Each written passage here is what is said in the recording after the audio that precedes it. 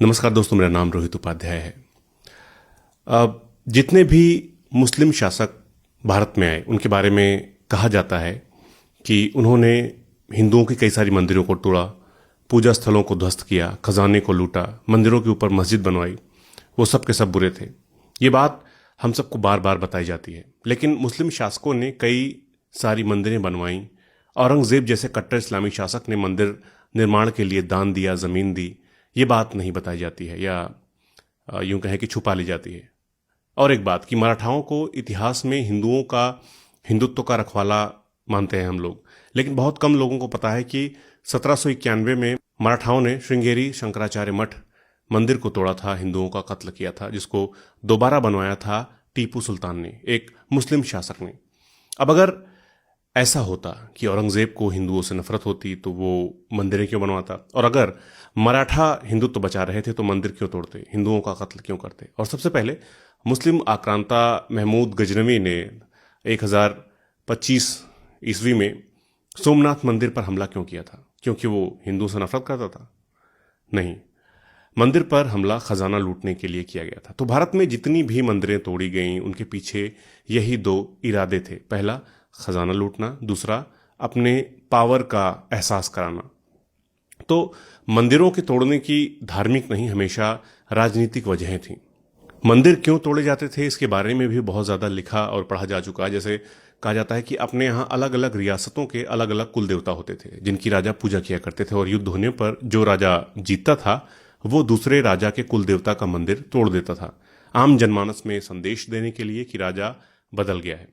अब मुझे पता है कि ये सारी बातें आपको थोड़ी अटपटी लग रही होंगी, इन्हें मानने में, इन्हें समझने में आपको परेशानी हो रही होगी, मगर उस दौर पर लिखी इतिहास की कोई भी किताब उठाकर आप पढ़ लीजिए, यही लिखा है, यही सच है। किसी ढंग की वेबसाइट पर गूगल करके भी पढ़ सकते हैं, मगर हो सकता है कि ये बातें आपके व्हाट्सएप वाले फर्जी ज्ञान से मेल न खाए, इसलिए कई लोगों को ये सच स्वीकारने में थोड़ी दिक्कत हो सकती है। लेकिन जो सही है वो सही है, जो सच है वो सच ही कहा जाएगा।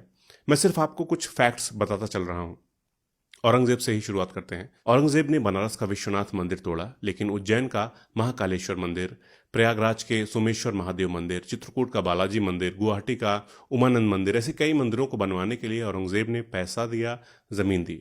और औरंगजेब ने ही गोलकुंडा की एक मस्जिद को तोड़ा था, क्योंकि वहां के तानाशाह ने लगान देने से मना कर दिया था और मस्जिद के नीचे खजाना छिपा रखा था। इसी तरह मुगल बादशाह जहांगीर ने मंदिर बनवाने के लिए 121 बीघा जमीन दी थी और वृंदावन घूमने भी गए थे।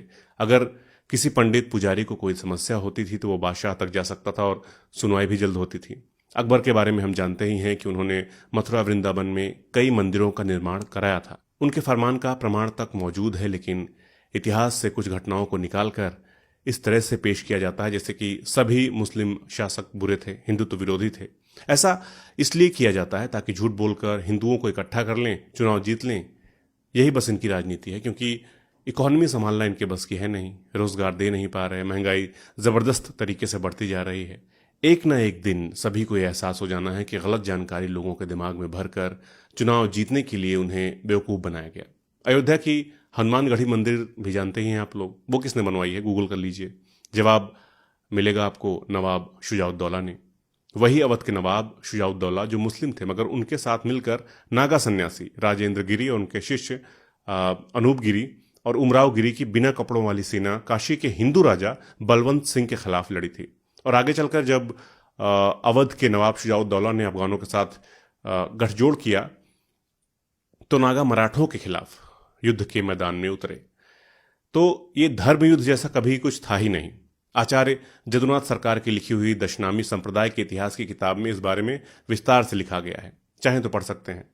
तो हमारा इतिहास बहुत ज्यादा मिला जुला रहा है, जिसे अलग करने की कोशिश की जा रही है। और मेरी कोशिश ये है कि जितनी ज्यादा से ज्यादा लोगों तक सही जानकारी पहुंचे उतना अच्छा।